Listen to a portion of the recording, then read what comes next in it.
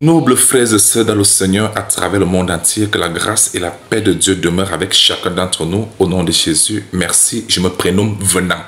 Toujours avec 2 mains posées sur le cœur, que j'aimerais effectuer avec vous le partage de la parole de Dieu sur un sujet particulièrement intéressant. C'est une question qui revient de toujours de temps à autre. N'est-ce pas? Il s'agit de quoi? Il s'agit de pourquoi Dieu, pourquoi est-il écrit que Dieu s'était repenti d'avoir fait l'homme? Pourquoi Dieu se repent-il?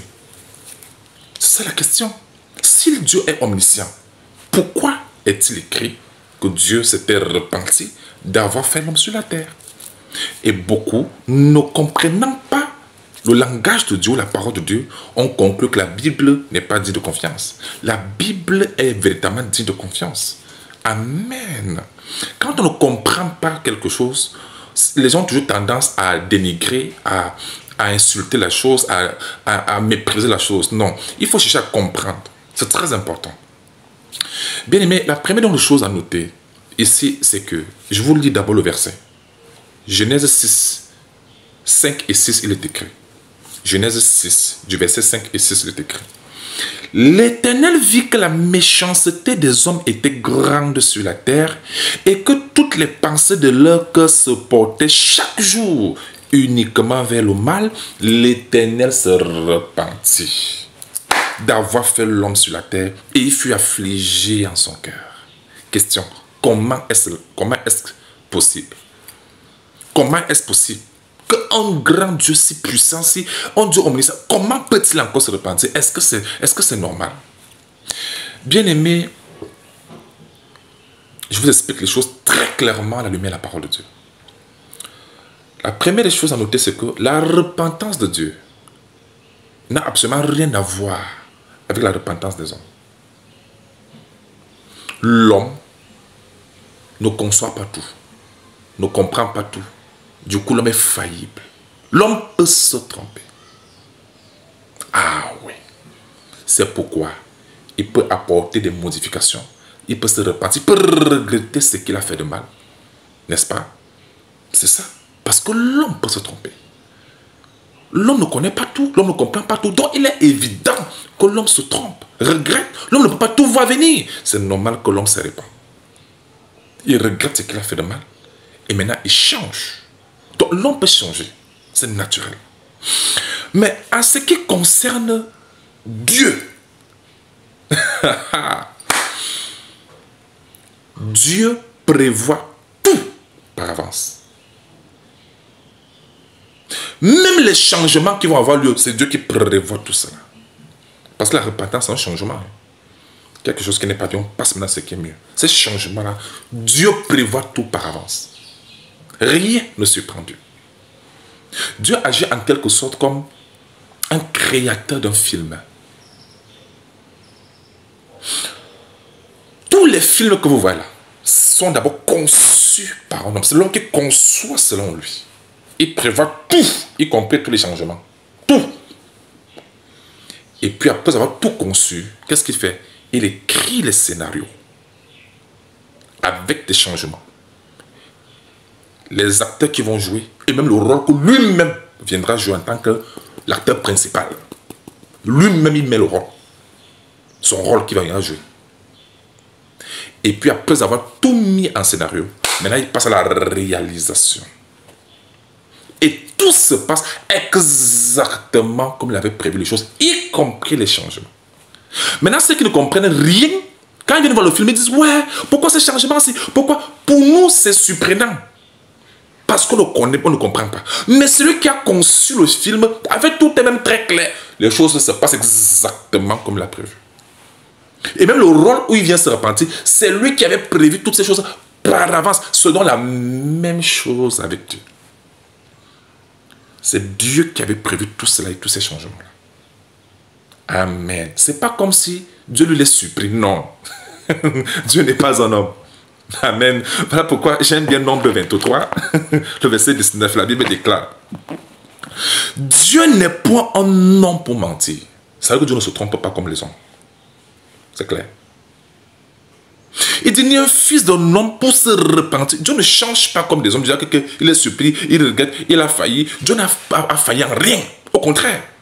les choses suivent son dessein. Comme il avait prévu les choses. Il dit, ce qu'il a dit, ne le fera-t-il pas? Vous avez vu? Ce qu'il a dit, ne le fera-t-il pas? Ça veut dire que ce qui est fait, c'est selon comme il avait conçu et comme il avait dit. Ça, c'est notre Dieu Tout-Puissant. Amen. Il dit, ce qu'il a déclaré, ne le fera-t-il pas? Donc, ce qui exécute, il dit, ce qu'il a déclaré, ne l'exécutera-t-il pas? Donc, ce qui est exécuté est en fonction de comment il avait conçu et comment il avait déclaré. Donc, il conçoit, il déclare et il exécute. Vous voyez donc que tout ce qui est exécuté n'est pas une surprise pour Dieu. En fait, c'est même comme ça que Dieu avait prévu les choses. C'est d'abord trop clair, et ça c'est très clair pour le principe. Mais là, je vous explique le verset. Avec des versets. Je vous prouve avec des versets bibliques. Dieu avait prévu les choses. Que le premier homme sera créé.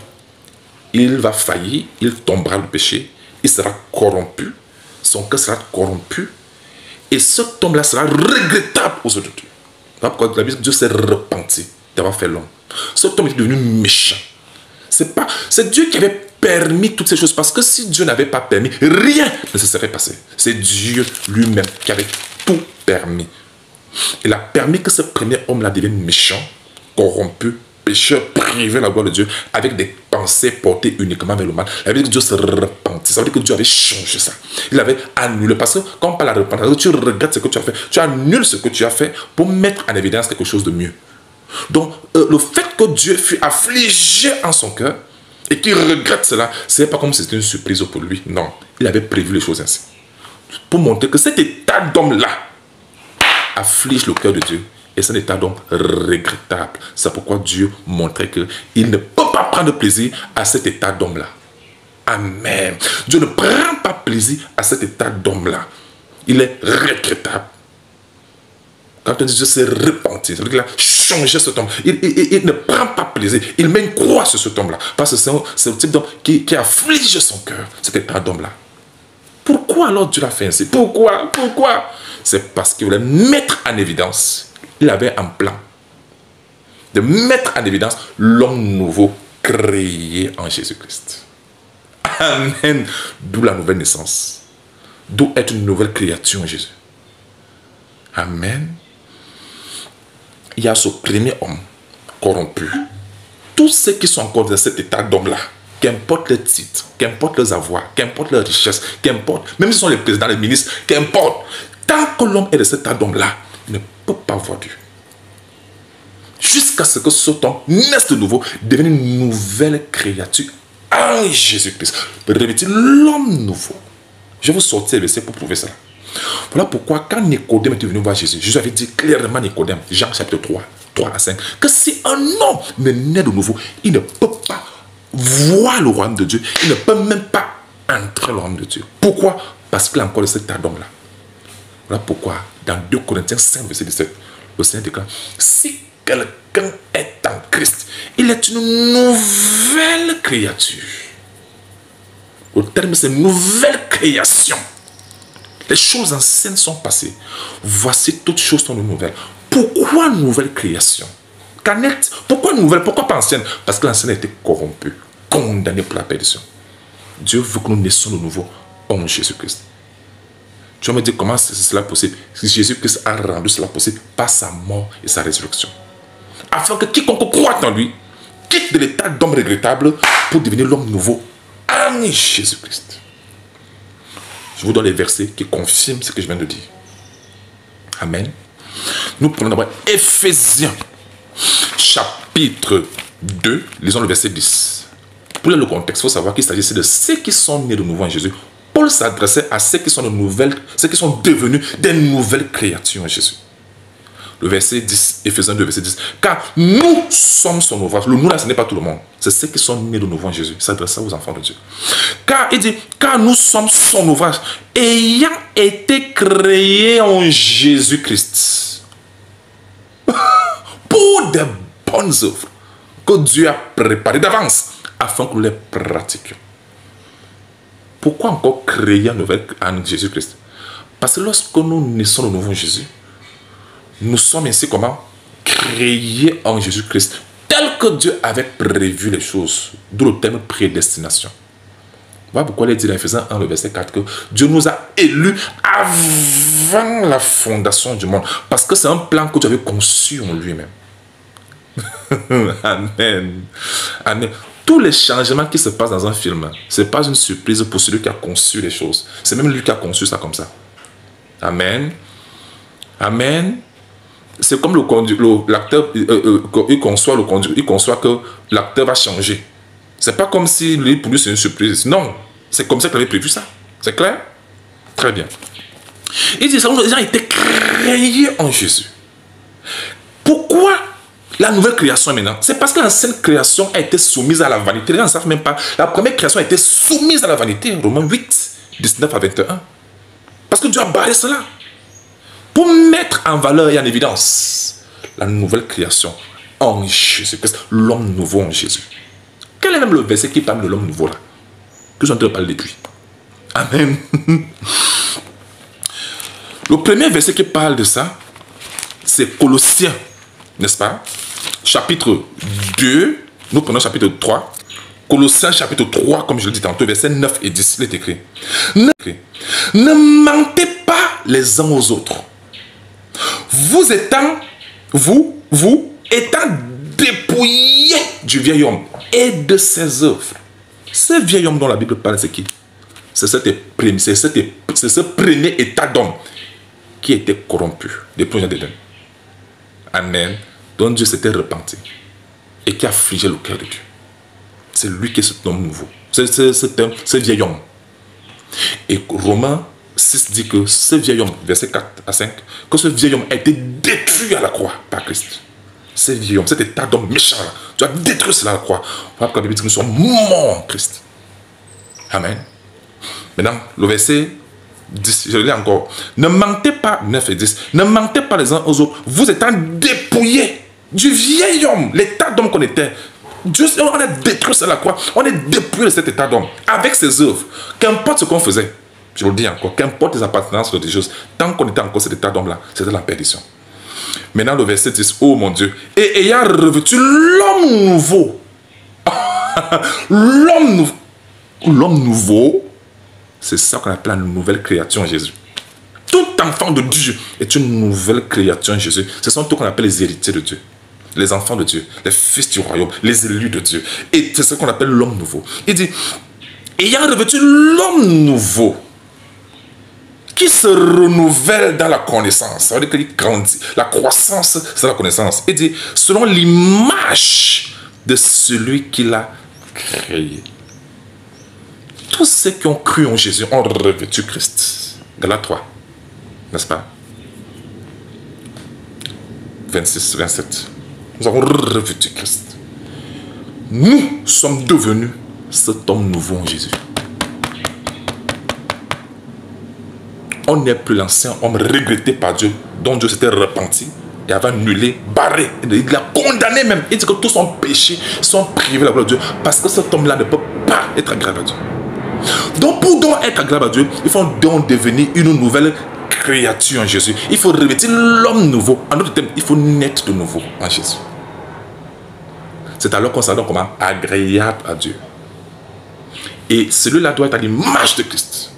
Et bien aimé, étant né de nouveau en Jésus-Christ, nous sommes devenus l'homme nouveau en Jésus-Christ, qui est agréable à Dieu, qui fait plaisir à Dieu. Et c'est ça que Jésus-Christ est venu nous offrir par sa mort et sa résurrection. Tous ceux qui sont morts avec Christ, c'est le vieil homme là qui est mort. Mais c'est que nous étions autrefois avant Christ, méchants, qu'importe, n'est-ce pas? Et maintenant, quand nous sommes ressuscités en tant que de nouvelles créatures en Jésus-Christ. Nous avons revêtu l'homme nouveau. Amen. Donc, mes bien-aimés, pour comprendre l'affaire, c'est trop simple. Dieu avait prévu qu'il y aura d'abord un premier homme qui sera faillible, qui tombera, qui sera corrompu, qui sera condamné, privé même de la gloire de Dieu.